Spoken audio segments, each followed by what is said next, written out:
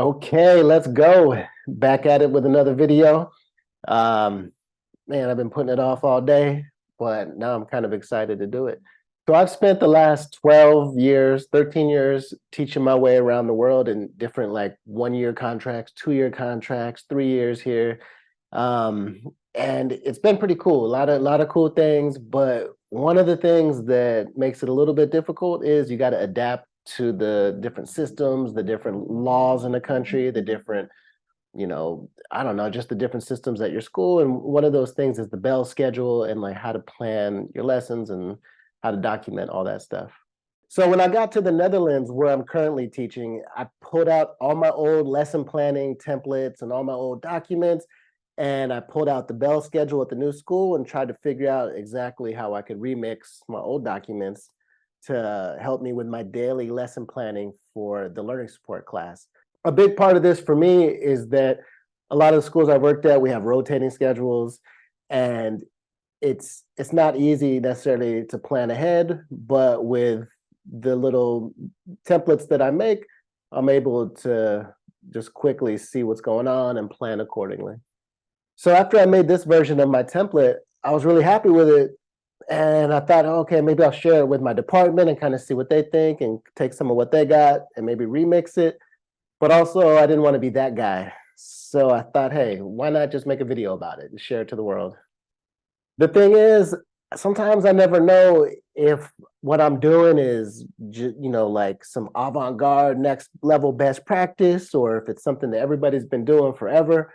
So at times I'm a little bit hesitant to share things with my coworkers. For example, when the recent semester just ended, I did some semester reflections with the students, and I used this format that I've been using for a while. Actually, I collaborated with a teacher a while back on it, and I used this progress monitoring doc to monitor progress. And I thought, oh, this is great. I love that I'm doing this still. Da, da, da, da. But then also I was like, oh, let me check in with my colleagues at work and like see what they're doing, because I'm wondering, I'm thinking it's best practice. I'm happy I'm doing it. But then I'm like, well, I don't know, maybe there's other options out there. Because I'm always worried somebody's gonna be like, why not? Why don't you just do blank? And then they blow my mind, and I'm like, oh yeah, I thought I was crushing it, but yeah. So that's kind of where I'm at. So in that spirit, I'm not sure if me sharing how I lesson plan for the learning support resource pullout class is something that's going to be helpful, or maybe somebody might lay a comment down below and below my mind and say, hey, why don't you just do this? I'm ready for that, so please throw it down there. But I just thought I would share. That's why I do the blogging. That's why I do the YouTube, just because so many of us teachers, we keep our information in our hard drives. Remember back in the day, we had those file cabinets, and we just had our worksheets that we worked on for years, and they were just sitting there. And I'm just trying to get all that stuff out into the atmosphere. So my lesson planning document, it starts with me just having the students' names in the class. It may seem like a small thing, but I can say I was super happy once I started doing this, because before that, I would just put the class period, and it'd get a little confusing. Like my mom always says, it's the little things. And then it has the days and the dates, the class day, and the time we meet.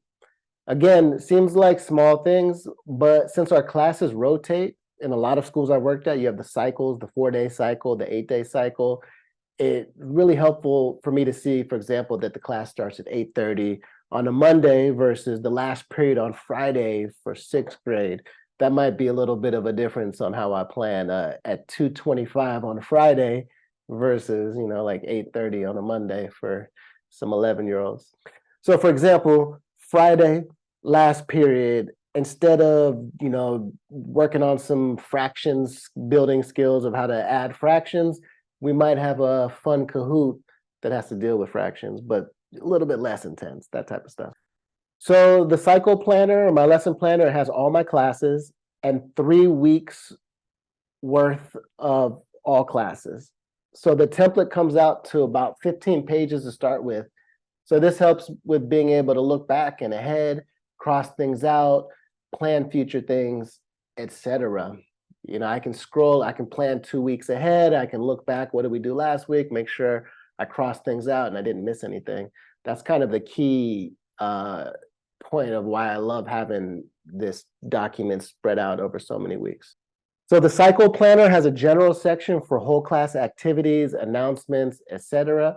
Some of the different things I have as part of the template are typing practice. I've got a whole blog post about why I think students with learning challenges should learn how to type. Organization check protocol, math notes and homework check, grade checks, assessment corrections, the weekend wrap up to get to know the students a little bit more, kind of a concerted effort to share a little bit about ourselves.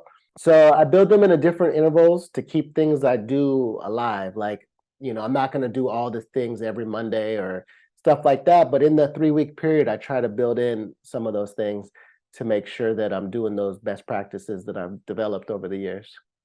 So generally what I do is I'll pop open the cycle plan template for the next 3 weeks, and I might cut certain template things out, like maybe, I don't know, maybe they haven't had an assessment for a while, so I'll cut off the assessment corrections, or we just did a grade check recently, I'll cut out the grade check, and I kind of just mix and match some of the things I have in my template and just fit into kind of what we're doing at that time. In addition to just the general tab that I have that I do with all the students, I also have a section for each student. And those are things that we're working on based off current needs, ILP goals that we're working on, and things like that.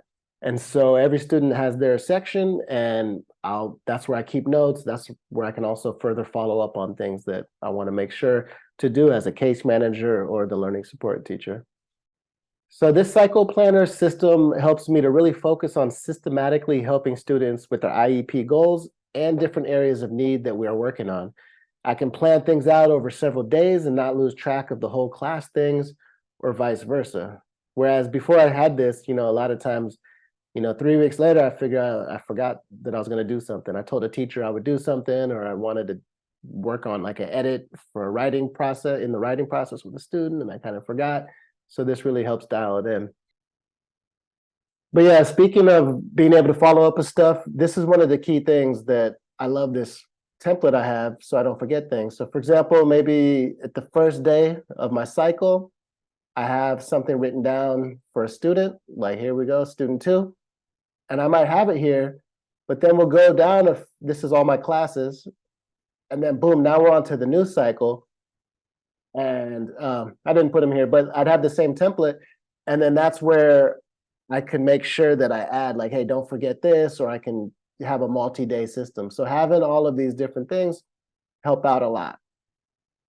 Every Saturday, I have a note in my calendar, in my Google Calendar thing, to cross things out in my unit planner or my lesson planner, along with follow up with random things.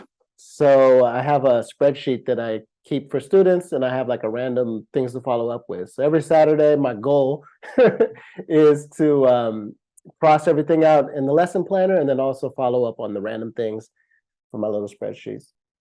And also part of my process in the day-to-day is I'll cross off things that I did as I do them. So I'll just do a little strike through as I'm teaching, or like at the end of class. And then when I'm done with the 3 weeks of the cycles plans, like the 3 weeks of plans, then before I delete that Word document, I'll go back and make sure I did everything that I had planned. And sometimes I have to add stuff to my next cycle planner. So I'll just put it in red. Or sometimes, I'll just add it then. Or sometimes if I'm on like the beginning of week 3, I'll just put a note at the end of the week and say, hey, add next time to cycle planner to do this. And it just really helps me stay focused and, just stay up on my game. You know what I'm saying? So I'm working with students on group things, but then also on the individual goals and individual objectives and all that. And that's what keeps me dialed in. But I also have different units of instruction that I do in my learning support resource classes. And they have their unit plans that I have a template that I'll go over in a second. And then also my day-to-day plans based off of my unit plans.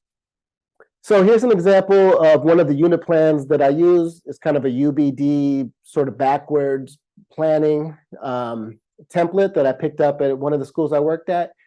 And I really like it because it just forces me to put all this stuff down. You know, I got the unit summary. I got to figure out like the time. I got my enduring understandings, vocab, essential questions, really dialing it in. Just to give you an idea, this is a unit called Understanding Differences or Understanding Disabilities, just so the students can understand all the disability categories that are in IDEA, and kind of what guides what we do, because ultimately they're going to be writing their ILP with me based off of what they learn. And yeah, so what a good thing is the learning activities. This is like one of the key parts. And so I have all my activities here, all the different things we do. And then from here, this leads to my second thing. This is like my day-by-day plan. So this is like my unit plan, but then each one of these things goes to a day-by-day plan, if I can find it. Here, let me pull one up real quick. Hopefully you're editing this, Beckett. Day by day, understanding. Let's see what comes up. Oh, there we go. All right, maybe don't cut this part. I don't know, man. Like this is real time. This is real. All right, so here we go. Understanding disabilities, and actually the last couple of years I started calling it understanding differences because it's more palatable, kind of, you know how it is. Yeah, so here we go. I got my purpose objective. And then I don't know why this is here. Sometimes I put the materials, but boom, the main thing is going day by day. So here's my hook here, and I go really into detail. And then if you can see here, I got the hooks, boom. And yeah, something about books. I got alternative hooks for younger kids. And yeah, so this really helps me break it down. And then what I do is, essentially on my cycle planner, I would just say like understanding differences day one, and then that would be in the general section of my thing. So like here it would say, okay, I'm going to do attendance, then it's understanding, differences day one. So that way I can know that, and then I'm going to have some other stuff down here, and that's kind of how we roll. So over the past 18 years, I've had the opportunity to co-teach and push in a lot of different classes. And after doing it for a few years and building my capacity with different co-teaching models and supporting a lot better, a lot more differentiation and scaffolding, I finally realized that I needed a way to plan out these things. It wasn't just me doing the one teach, one support model, and I just show up and, hey, what's up? I'm here to support. It was like, hey, let's plan this stuff out. We have a co-meeting or a co-planning meeting. And from there, I take notes and I develop worksheets and I come up with like ideas for alternative teaching or parallel teaching or whatever. And I needed somewhere to write them down. So that's where I came up with just using the cycle plan template for my push-in classes. And that's one of those things too, where it doesn't seem novel, but I don't know how many teachers are doing it. So that's why I thought, hey, I do it. I think I'm proud of it when I do it. I don't always do it, but when I'm doing it and I'm in my flow and everything's tight, I'm really happy with that. And I think it's really helpful for the students. So I thought I'd mention it. So here's an example of an English 8 class that I worked in a few years ago. We were doing a lot of co-teaching models and really trying to bring in some of the best practices with things like alternative teaching and parallel teaching and stuff like that. And this is how I used, this is how I kept everything organized and was ready for the push-in. Yeah, I mean, a lot of work can go into this compared to what cats might be used to with the one teach, one support. But the idea is that each year you just develop more resources. So I might have this one here now that's, it's got some detail, we got some good stuff going on, but then we know that the next year they're probably still going to be teaching the Scarlet Ibis or Ibis, how do you say that? And what we planned last year, we can do better the next year. And that's kind of one of those things that guides me. Like, it doesn't have to be perfect the first time, but I just want to document it so the next year when we're in that co-planning meeting, I can be like, oh, hey, remember on the third day, I pulled a small group based off of this formative assessment, and it just makes, things better for all the students. So all the kids can progress at the desired rate or whatever. So this is my current iteration of how I do my planning as a learning support teacher, both the push in and the pull out. It's been working for me, but I'm ready to get my schema changed, just like John Piaget was talking about back in the day. So I'm ready to somebody to drop some science in the comment section and just let me know how you plan. Let me know what you think was cracking. Or sorry, it's getting late in the day. My slang is coming out. Let me know what resonated with you. And no, I'm just fooling around now. Yeah, just we could get the kind of that virtual PLN thing going. Back in the day, we had Twitter. I don't know if people are still doing that, so we'll just do it down here. And yeah, I tried to link as many templates and other stuff as possible in the description. So I hope those were helpful. Let me know if I could shoot something else your way. I've got a website with resources. I can link things there. So yeah, hit me up.